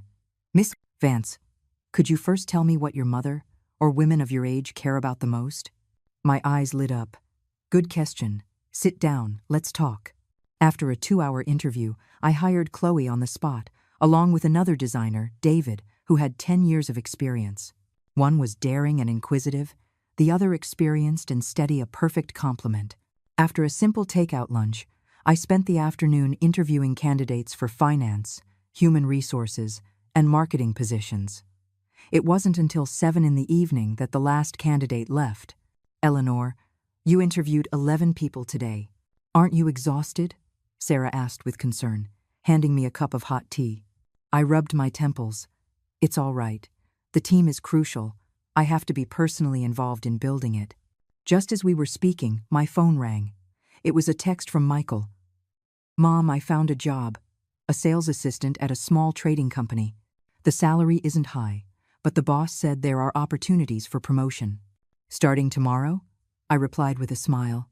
"Congratulations. Work hard." Over the past month, Michael had genuinely been trying to change. He moved out of the small apartment I provided and rented an even cheaper place on his own. He spent his days sending out resumes and going to interviews. Even after facing rejection after rejection, he didn't give up. Last week, he even came to the office specifically to apologize again for the past. As for Tiffany, I heard that after a huge fight with Michael, she went back to her parents' house. I didn't want to ask too much. That was a matter between husband and wife. "What's the schedule for tomorrow?" I asked Sarah. 9 in the morning, meeting with fabric suppliers. 11 o'clock, equipment manufacturer's demonstration of new machinery. 2 in the afternoon, Sarah's report was cut short by an urgent knock on the door. The receptionist rushed in, flustered. "Miss Vance, a Mr. Peterson is insisting on seeing you. He says he's your in-law." I frowned. "Let him in." A moment later, a middle-aged man in a sharp suit strode in, a fake smile plastered on his face. It was Tiffany's father, a minor official in some government agency, always looking down his nose at everyone. "Eleanor, my dear, it's been too long." He extended his hand enthusiastically. I heard you're back in business, and things are booming. I shook his hand politely but coolly.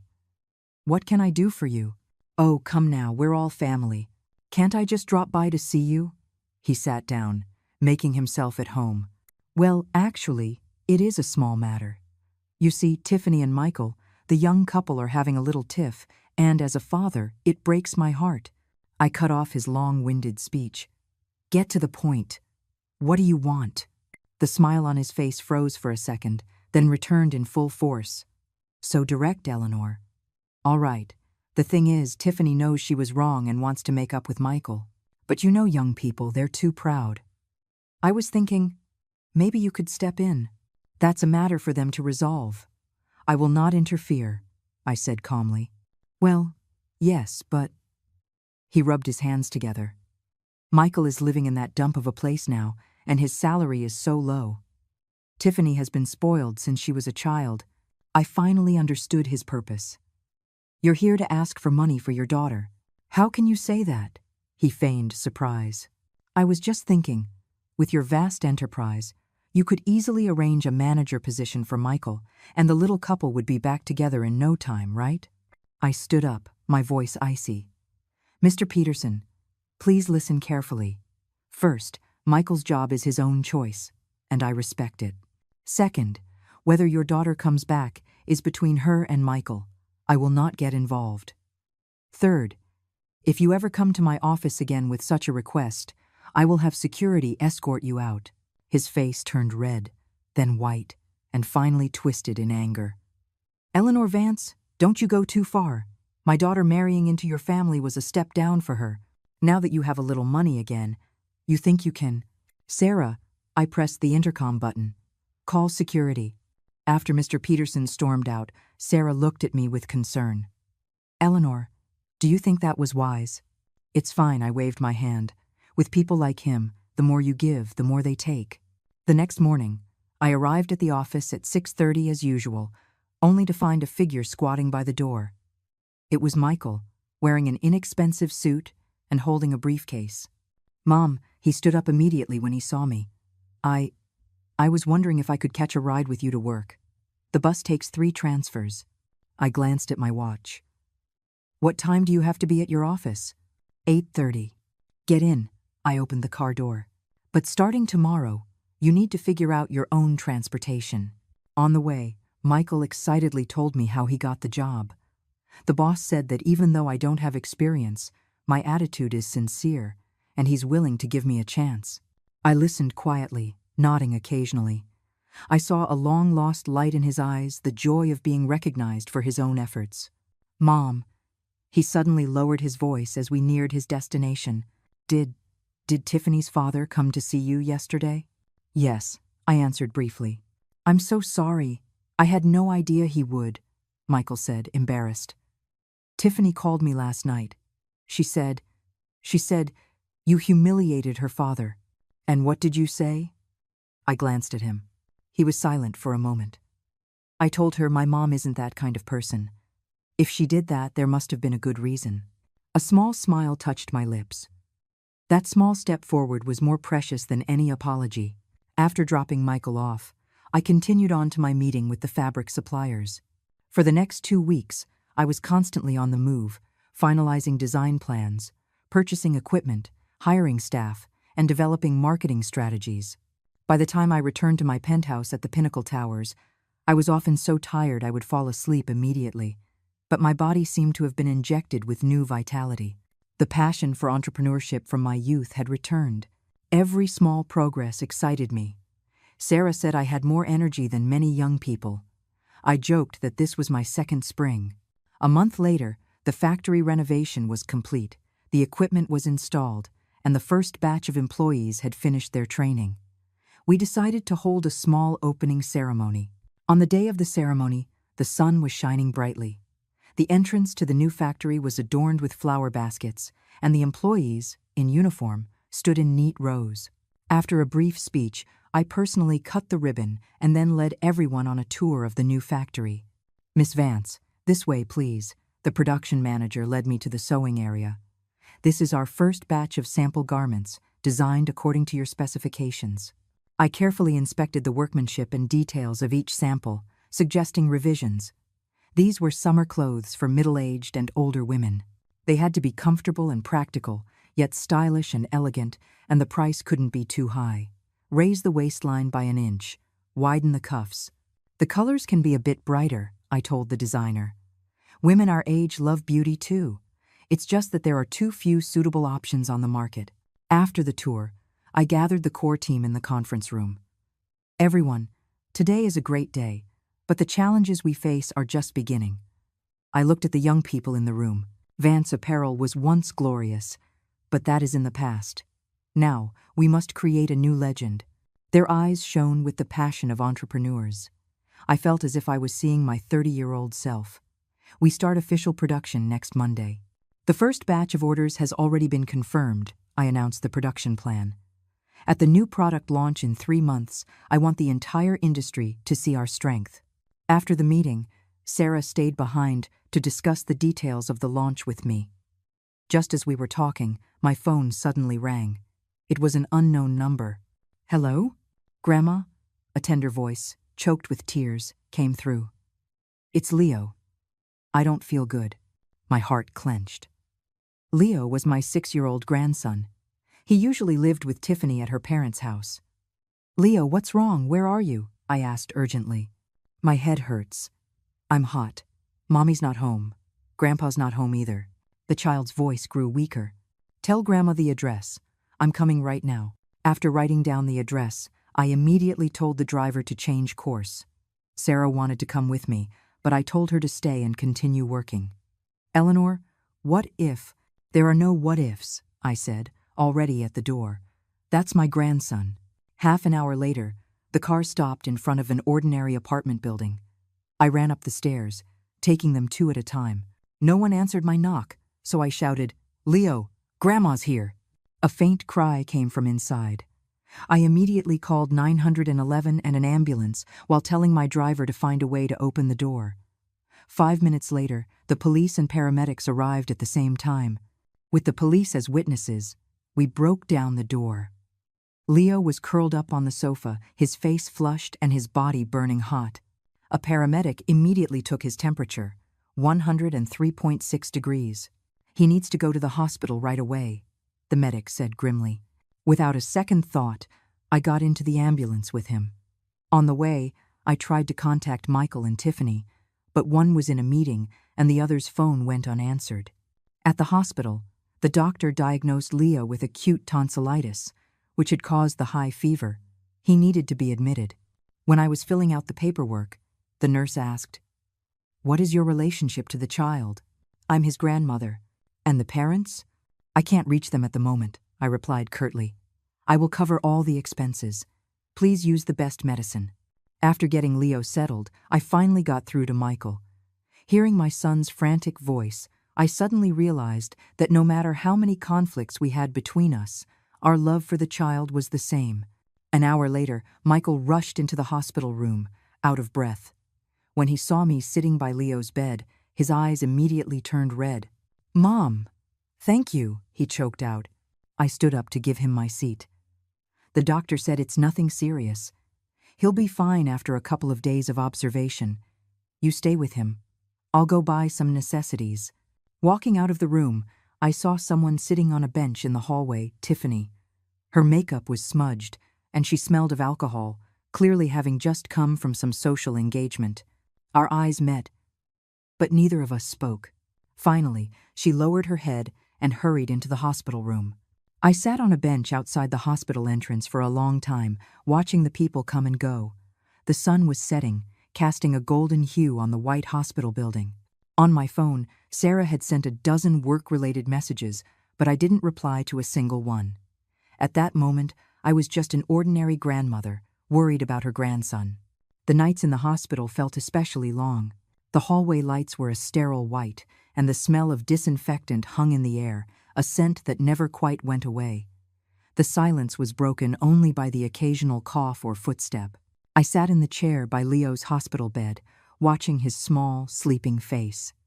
The fever reducer had worked, his breathing was even, and his forehead was no longer burning. Michael was dozing at the foot of the bed, while Tiffany, after a brief appearance, had left again, claiming she had an important engagement. At 3 in the morning, a nurse came to do her rounds. She quietly told me I could go to the family lounge to get some sleep. I shook my head and handed her a cup of coffee I had just bought. "You're such a good grandmother," the nurse whispered. "A lot of grandparents aren't willing to stay up all night." I smiled but didn't explain. In truth, I cherished moments like this. Since Leo was born, I hadn't spent much time with him. Tiffany always found excuses to keep him away from me, and I was busy. Busy with what? Thinking back now, it was all just trivial matters. As dawn broke, Leo woke up. He blinked his big eyes and called out weakly, "Grandma." I leaned over immediately. "Grandma's here. Do you feel sick? Do you want some water?" He shook his head and reached his small hand out from under the blanket, grabbing my finger.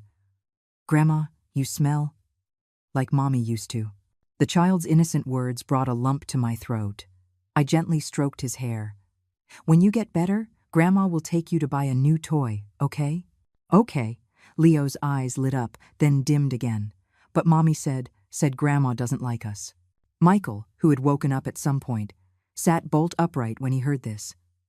"Leo, don't talk nonsense." "I'm not." The child's lip quivered. "Mommy was talking to Grandpa. She said Grandma is stingy." "That's enough." Michael cut him off, then shot me an embarrassed look. "Mom, kids say silly things. Don't take it to heart." I didn't answer, just continued to gently stroke Leo's hair. Children don't lie. They only repeat what they hear. Over the years, how many bad things had Tiffany said about me behind my back? How had she slandered me in front of my own grandson? After the doctor's morning rounds, he said Leo was recovering well and could be discharged after another day of observation. Michael went to handle the paperwork while I stayed in the room to play with a jigsaw puzzle with Leo. "Grandma, how does this piece fit?" Leo asked, holding up a puzzle piece in frustration. I took the piece and helped him find the right spot. "See, this blue piece should be the sky, so it goes up here." "Grandma, you're so smart." Leo clapped his hands. "Mommy never plays puzzles with me. She says it's too much trouble." Another pang of sadness hit me. Tiffany's patience with her child seemed to be as thin as her character. When Michael returned, I suggested that Leo stay with me for a few days after being discharged, so I could take care of him. Michael hesitated for a moment but agreed. "I'll explain it to Tiffany," he said, rubbing his temples wearily. "Mom, about what Leo said." "There's no need to explain," I interrupted. "I just hope you understand that whatever conflicts we adults have, they should never affect the children." He nodded heavily, a flicker of resolve in his eyes. I had a feeling that this incident might become a turning point in their marriage. At noon, I had the driver take Leo and Michael to my penthouse while I rushed to the office. As much as I worried about my grandson, work couldn't be neglected. In the office, Sarah was waiting anxiously. "Eleanor, you're finally back. We have a huge problem." It turned out that while I was with Leo, our competitor, a company called Aura Apparel, had suddenly announced they were moving up their new product launch. The date and venue were exactly what we had planned, but their launch was 2 weeks earlier than ours. "They're clearly targeting us," Sarah said angrily, "and their design style is very similar to ours. Someone must have leaked our plans." I carefully reviewed the teaser video Aura had released. Indeed, several designs were strikingly similar to our concepts. But the market is a battlefield, and complaining solves nothing. Contact the venue. Move our launch up to next week, I decided decisively. Notify the design department. I want a completely new collection, and I want them to work on it overnight. Sarah's eyes widened. Next week? That's too soon. We either meet the challenge head-on or we sit back and wait to be defeated. I picked up the phone. Now get me in touch with my friends at the television stations. I'm going to do an exclusive interview. For the next 72 hours, the entire company operated on adrenaline, working around the clock. The designers stayed up all night creating new concepts, the pattern makers worked overtime to produce samples, and the marketing department replanned the entire launch event. As for me, I coordinated all the moving parts while giving interviews to several major media outlets to build buzz for our sudden launch. On the third night, when I finally returned to my penthouse at the Pinnacle Towers, I found Leo and Michael playing with building blocks in the living room. Seeing me come in, Leo cheered and ran over. "Grandma, look at the castle Dad and I built." I picked up my grandson and kissed his cheek. "It's wonderful. Even better than the clothes Grandma designs." Michael came over and took my briefcase. "Mom, you haven't rested properly these past few days, have you?" "Work is important," I said lightly, then noticed how unusually tidy the apartment was. Tiffany was here. Michael's expression grew complicated.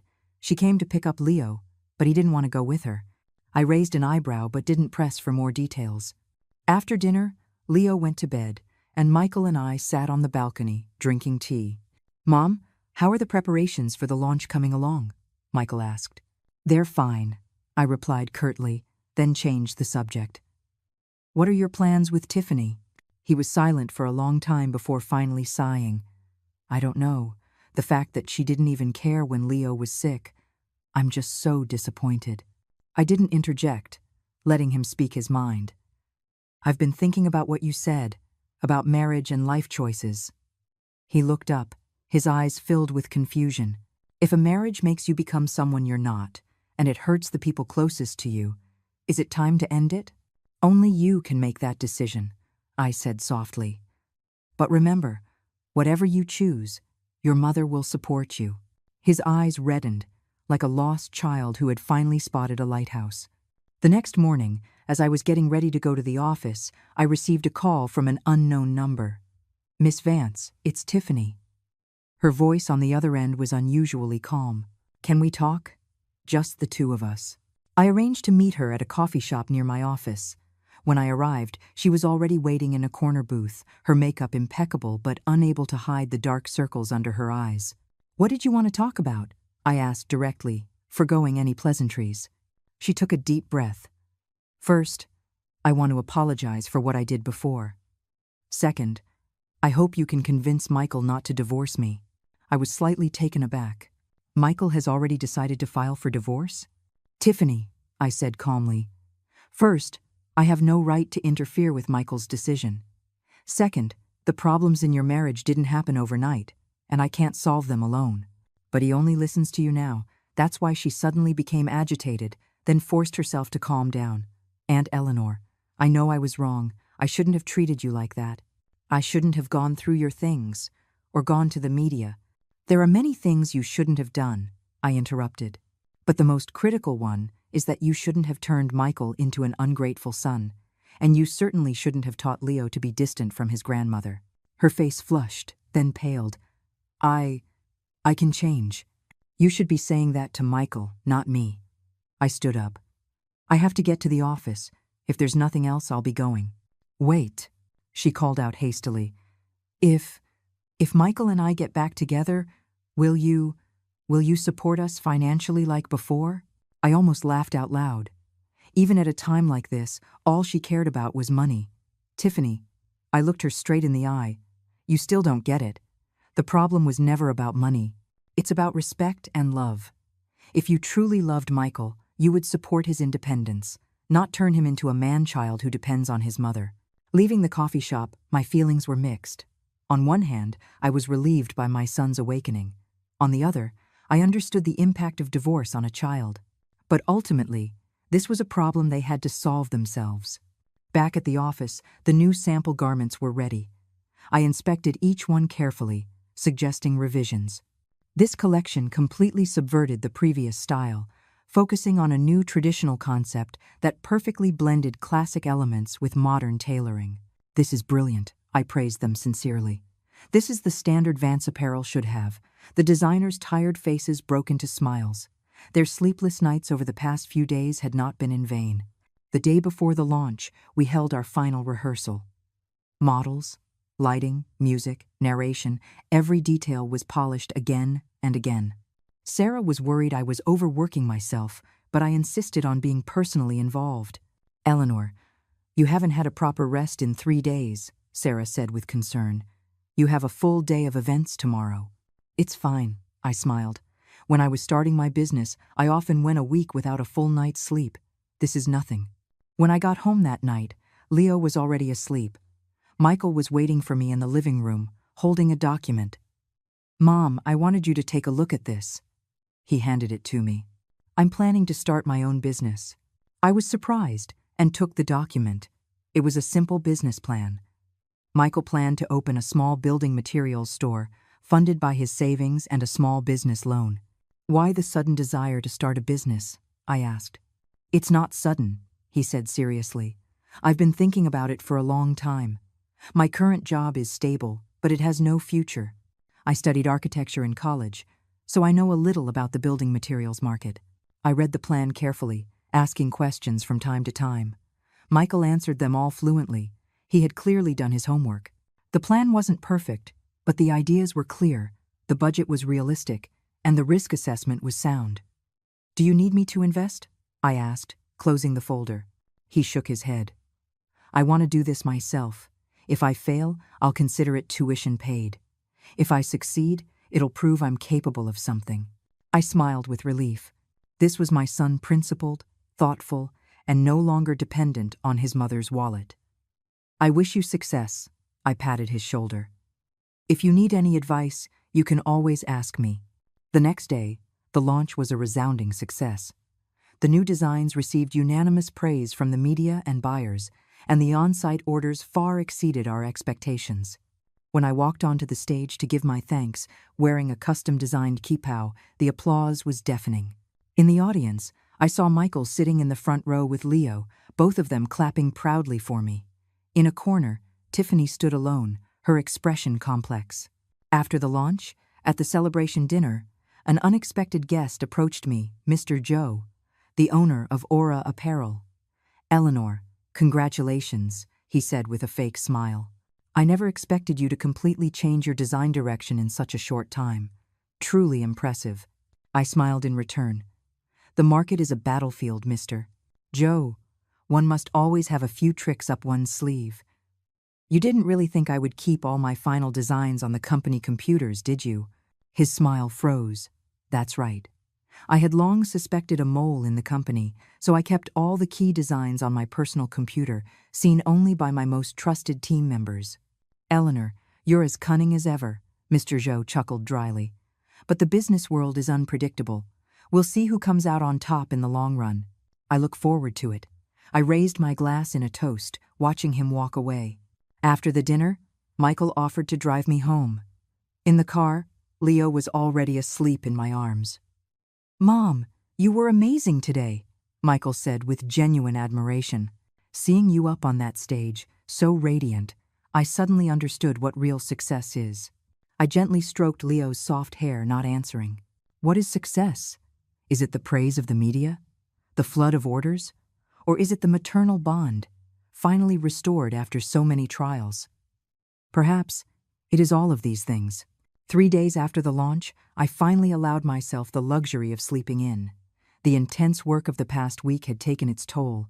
My back ached, my throat was dry, and even my finger joints felt stiff. I slowly sat up in bed. Sunlight already filled half the room. A 66-year-old body certainly wasn't what it used to be, but my heart felt lighter and more joyful than it had in the last 10 years. There were a few unread messages on my phone. Sarah reported on the follow-up orders from the launch. The designers asked about the direction for the next season. And there was one from Michael. Mom, are you feeling better today? Leo misses you. Can we come over for dinner?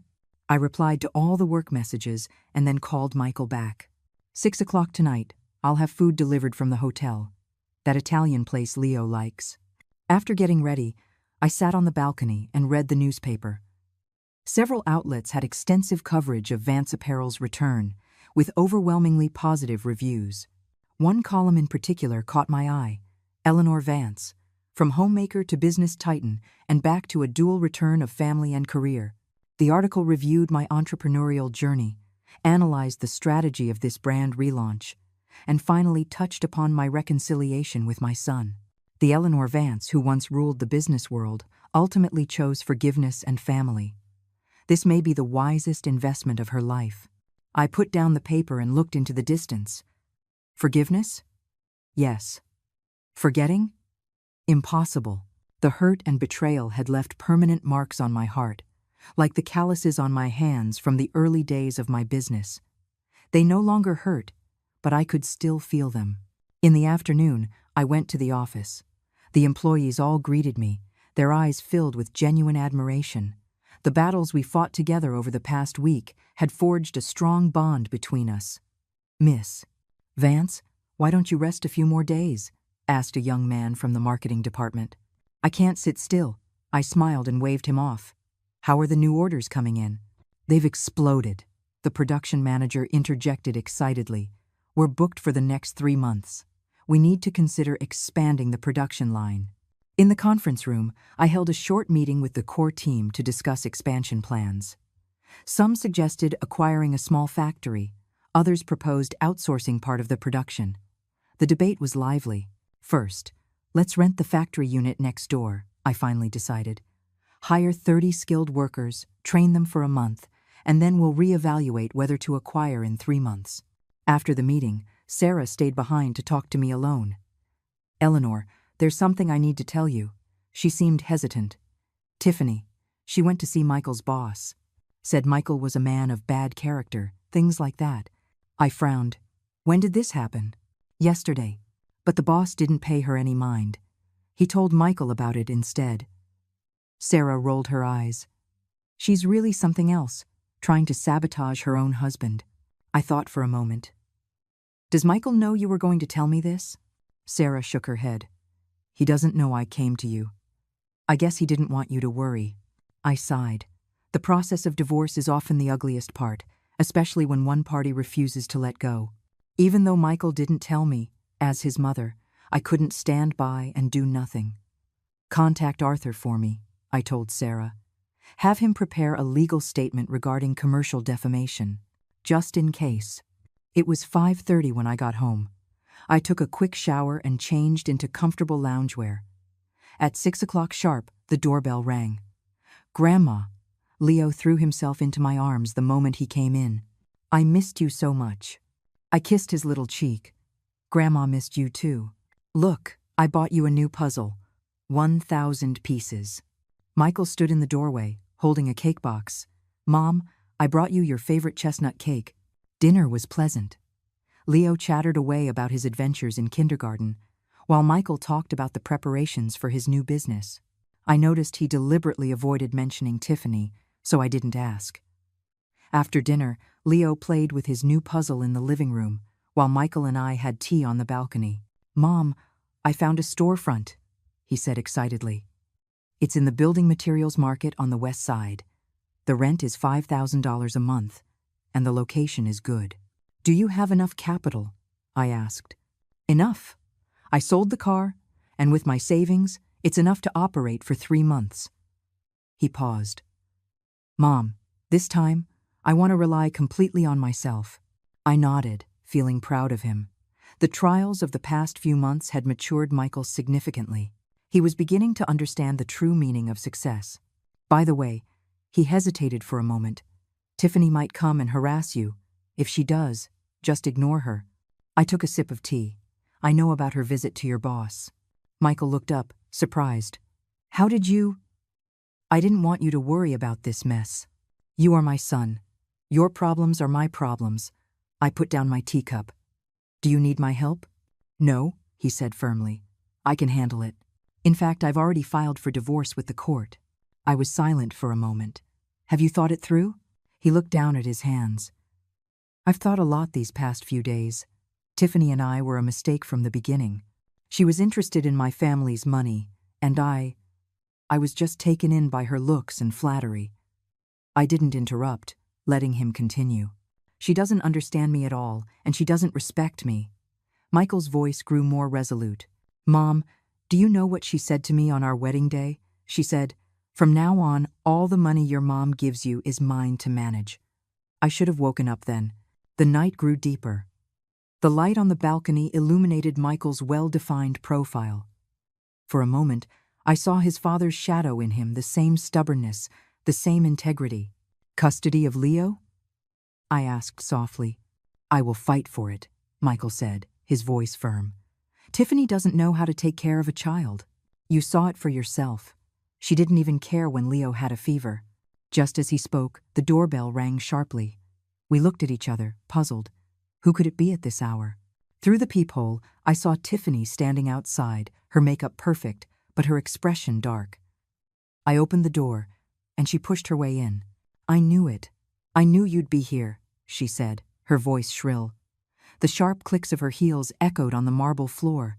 "Michael, what is the meaning of this? Filing for divorce behind my back?"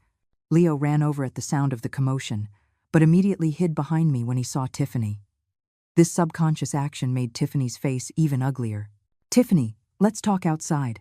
Michael stood up, his voice calm. "Don't shout in front of the child." "Oh, so now you're thinking about the child?" Tiffany sneered. "Why didn't you think about him when you were filing for divorce?"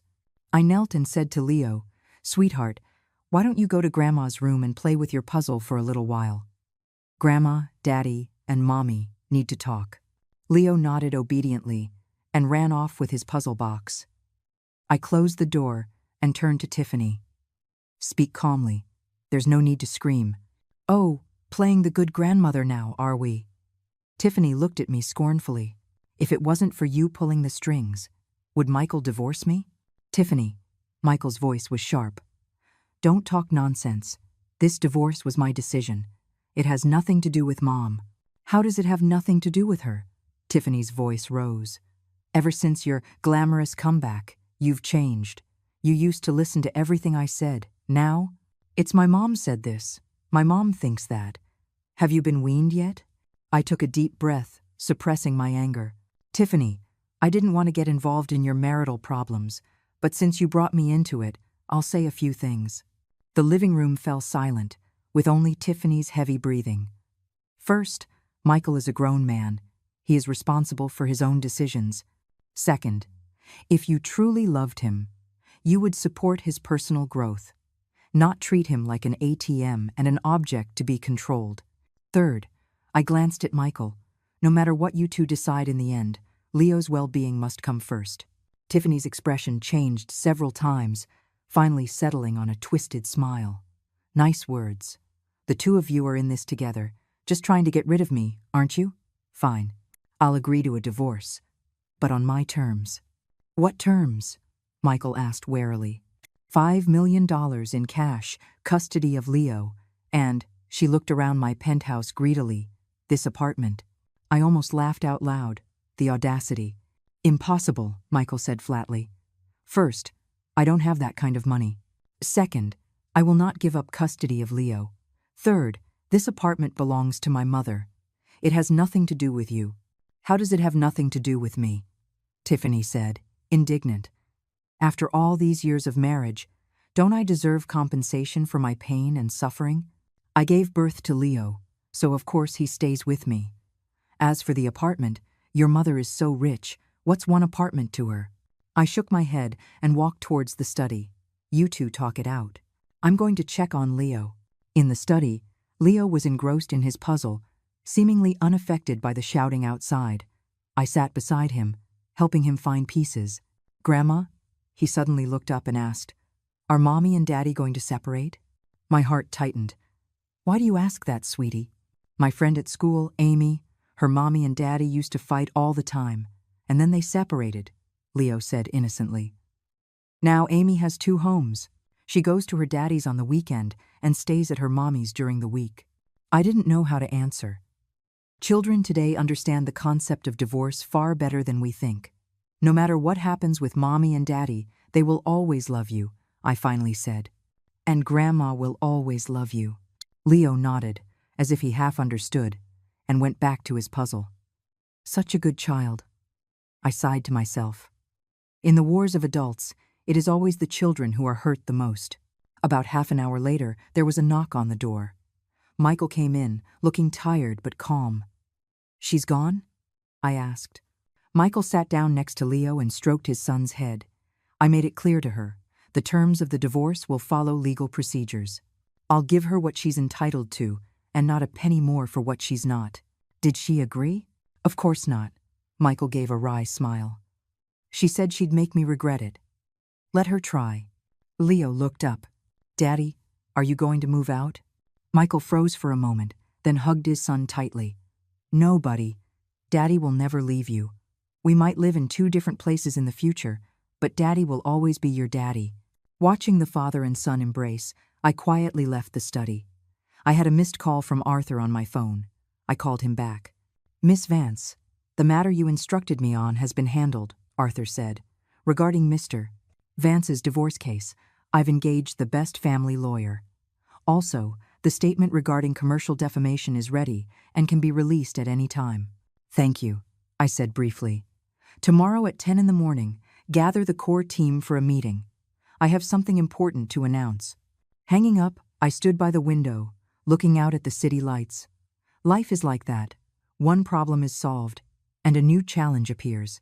But compared to the night I was kicked out of my home a month ago, I now had more courage and strength to face difficulties.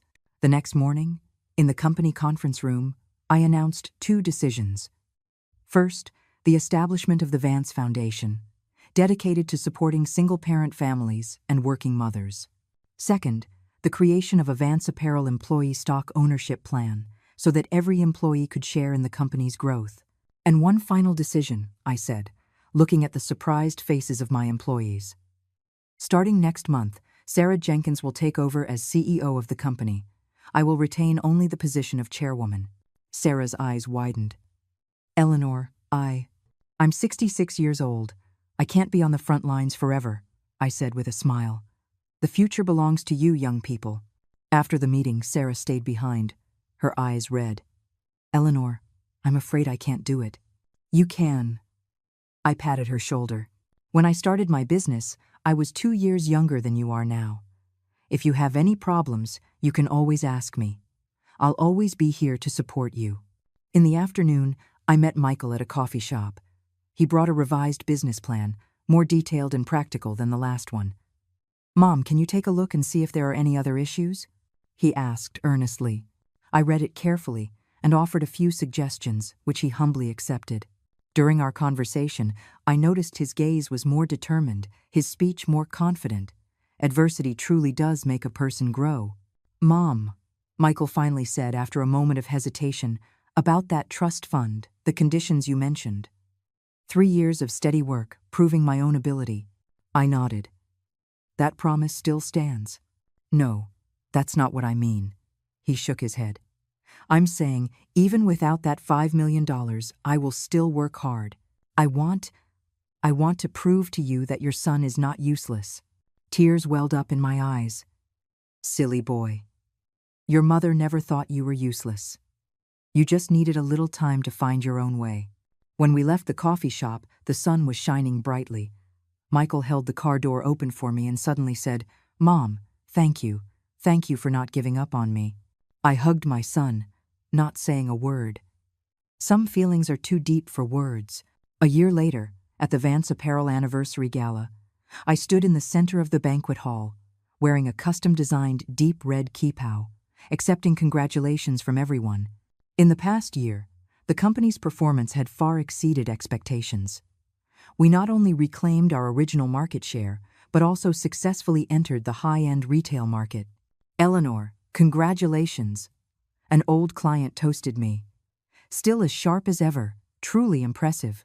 I smiled my thanks, my gaze sweeping across the bustling hall.